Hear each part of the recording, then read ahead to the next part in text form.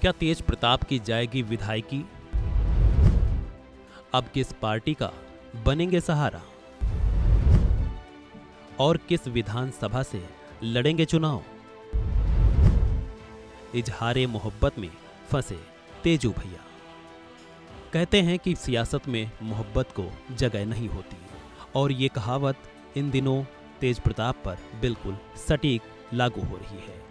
बिहार के मुख्यमंत्री रहे लालू प्रसाद यादव ने अपने बड़े बेटे तेज प्रताप यादव को पार्टी और परिवार से बाहर का रास्ता दिखा दिया है और जिसको लेकर मचा है काफी बवाल।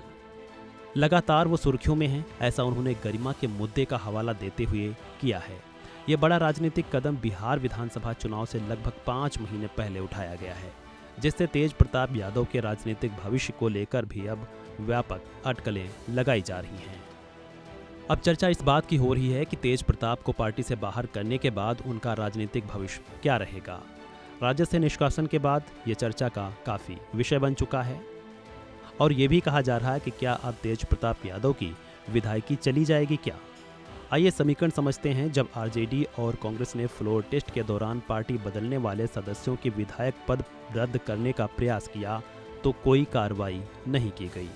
इस प्रकार भले ही आरजेडी औपचारिक रूप से तेज प्रताप की विधायक की स्थिति को खत्म करने का अनुरोध करे, लेकिन विधानसभा द्वारा इसे मंजूरी नहीं दी जा सकती है क्योंकि तेज प्रताप ने खुद पार्टी नहीं छोड़ी है, उन्हें पार्टी से निकाला गया है।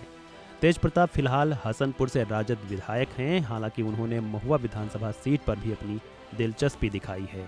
तेज प्रताप के साथ हुए इस हालिया घटनाक्रम को देखते हुए कयास ये भी लगाए जा रहे हैं कि वो अध्यात्म की ओर भी रुख कर सकते हैं।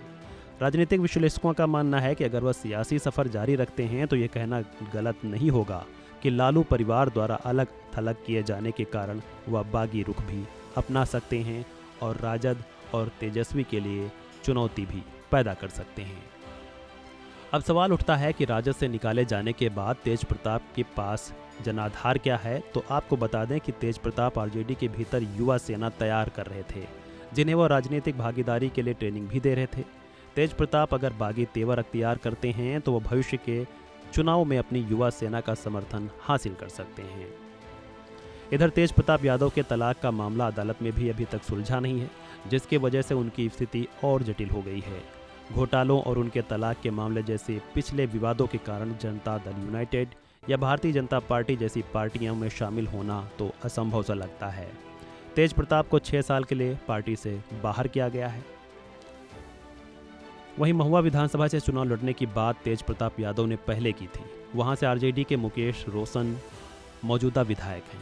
अब क्योंकि तेज प्रताप राजद में नहीं हैं तो वहां से निर्दलीय उम्मीदवार के तौर पर भी चुनाव लड़ने पर वो विचार कर सकते हैं, क्योंकि अन्य पार्टियां भी तेज प्रताप को पार्टी में लेकर खुद की छवि धूमिल नहीं करना चाहेंगी। बहरहाल तेज प्रताप को पार्टी से निकालने के बाद ये साफ हो गया है कि वो आगामी चुनाव में आरजेडी के उम्मीदवार तो नहीं होंगे। अगर वह निर्दलीय रूप से चुनाव लड़ते हैं या किसी अन्य पार्टी के साथ गठबंधन करते हैं तो यह आरजेडी के लिए चुनौती भी बनने वाला है, क्योंकि चुनाव अक्टूबर-नवंबर 2025 में होने हैं और इसलिए उम्मीद है कि तेज प्रताप तब तक हसनपुर से विधायक बने रहेंगे। बहरहाल आपका तेज प्रताप के मामले को लेकर क्या कुछ कहना है, कमेंट बॉक्स में दीजिए अपनी राय। फिलहाल इस वीडियो में इतना ही। बाकी के अपडेट्स के लिए जुड़े रहें वन इंडिया हिंदी के साथ।